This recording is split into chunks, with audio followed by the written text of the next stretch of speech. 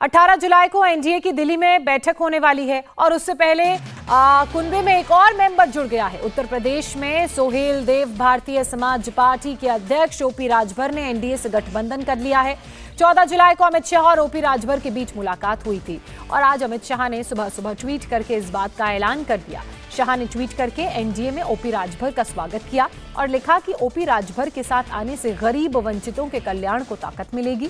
यह अखिलेश के लिए 24 घंटे में दूसरा बड़ा झटका है, क्योंकि कल विधायक दारा सिंह ने भी इस्तीफा दे दिया था और आज ओपी राजभर एनडीए का हिस्सा हैं। उत्तर प्रदेश की पॉलिटिक्स में सबसे ज्यादा चर्चा ओपी राजभर की है। एनडीए में शामिल होने के बाद ओपी राजभर से बात की उत्तर प्रदेश की हमारी ब्यूरो चीफ रुचि कुमार ने। ओपी राजभर ने अखिलेश को लेकर बड़ी बात कही। क्या कहा, सुनिए। सोहेल देव भारतीय समाज पार्टी एक बार फिर एनडीए का हिस्सा हो गई है। पार्टी के राष्ट्रीय अध्यक्ष ओम प्रकाश राजभर हमारे साथ हैं। गृह मंत्री अमित शाह से आपकी मुलाकात हुई, क्या बात हुई? देखिए, एक भ्रम पैदा रहा। आप लोग भी परेशान थे, हम भी परेशान थे। आप लोग सवाल पूछने में परेशान थे, हम जवाब देने में परेशान थे। तो उस समस्या का समाधान करने के लिए इधर जब हमने देखा कि ये लोग एकजुट नहीं हो पा रहे हैं, तो फिर हमने लोग मतलब विपक्ष के लोग, जैसा मैं आप लोगों के बीच में कहता था ना कि फला पार्टी इकट्ठा हो तो उस एक मजबूती आ सकती है, उसमें हम जा सकते हैं। तो ये लोग इकट्ठा होने के लिए तैयार नहीं हुए। इस नाते फिर हमने दिल्ली बात की। 14 तारीख को माननीय प्रधानमंत्री जी और माननीय गृह मंत्री जी के निर्देश पर 14 तारीख को बात हुई माननीय गृह मंत्री जी से और लड़ाई के संबंध में तमाम बिंदुओं पे बात हुई। एक क्लियर कट बात ये हुई कि एनडीए में शामिल होने की, तो उसकी पुष्टि गृह मंत्री माननीय अमित शाह जी ने ट्वीट करके और बताया भी कि उत्तर प्रदेश में सोहेल देव भारतीय समाज पार्टी एनडीए में शामिल, इनके शामिल होने से बड़ी ताकत एनडीए को मिलेगी, ये उन्होंने भी कहा है। और जो सवाल आप लोगों के जहन में था, उस सवाल पे विराम लगा दिया कि एनडीए में हम शामिल हो गए हैं और शेष बातें जैसे सीटों के संबंध में और तमाम बातें, कुछ बातें 18 तारीख को एनडीए की बैठक वहाँ जाएंगे, तो प्रधानमंत्री जी भी आ जाएंगे, विदेश दौरे पर हैं।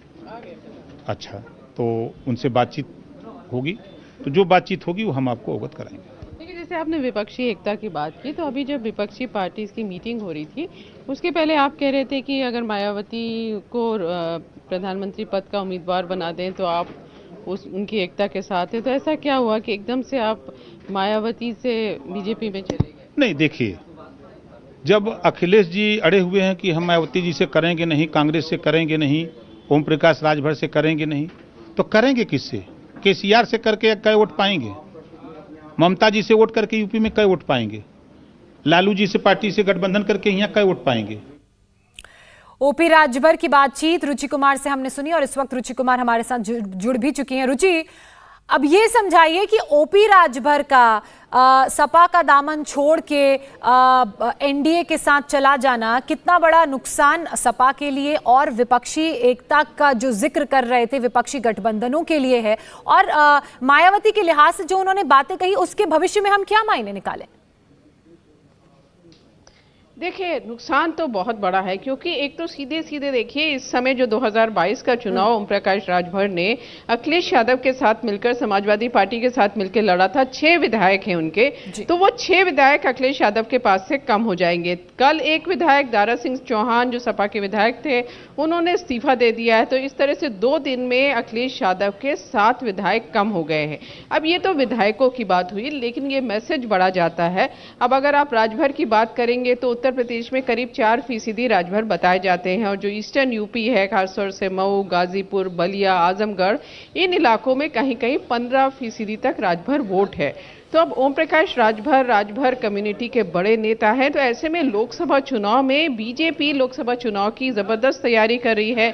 मिशन 80 जो बीजेपी का है, उसको हासिल करने के लिए एक एक सीट पर बीजेपी इस समय काम कर रही है, और इसीलिए ओम प्रकाश राजभर को उन्होंने शामिल कराया है। कल दारा सिंह चौहान का इस्तीफा हुआ है, जल्दी कहा जा रहा है कि वो भी बीजेपी का दामन थाम सकते हैं।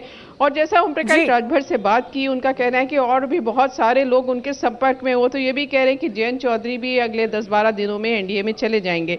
तो इस तरह से जो पीडीए फॉर्मूला दिया था अखिलेश यादव ने, उसको एक बड़ा झटका माना जा सकता है। बिल्कुल बड़ा झटका माना जा सकता है और 18 तारीख का इंतजार करना होगा जब एनडीए की बैठक होगी। बहरहाल बहुत शुक्रिया। इंडिया टीवी हर वक्त हर जगह डाउनलोड करने के लिए सर्च करें India TV news Google play store या ऐप स्टोर पर।